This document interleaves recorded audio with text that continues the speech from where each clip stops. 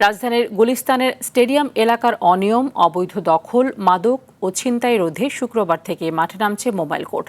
ঢাকা জাতীয় স্টেডিয়াম কমপ্লেক্সের বর্তমান জরাজীর্ণ ও নিরাপত্তাহীন পরিবেশ দেখে চরম হতাশা প্রকাশ করে এই অভিযানের ঘোষণা দিয়েছেন যুব ও ক্রীড়া প্রতিমন্ত্রী মোহাম্মদ আমিনুল হক।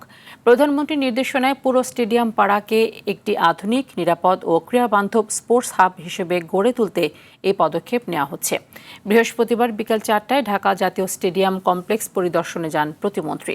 এছাড়াও স্টেডিয়ামের বিভিন্ন গেটে পুলিশ বক্স স্থাপন সহ নিয়মিত পুলিশি টহলের ব্যবস্থা করা হবে।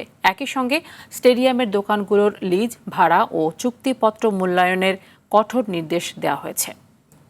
বিভিন্ন গেটে আমরা পুলিশ বক্স তৈরি করে যাতে মানুষের নিরাপত্তা, পাশাপাশি এখানে যাতে মাদক নিয়ে যাতে অবাধ চলাচল করতে না পারে সেই বিষয়গুলো আমরা ইনশাল্লাহ নিশ্চিত করব। এই স্টেডিয়াম পাড়ার একটি স্পোর্টস হাব তৈরির মাধ্যমে যাতে আমরা পরিবেশটি ফিরে আনতে পারি, এই বিষয়ে আমরা সবাই যাতে একসাথে কাজ করি।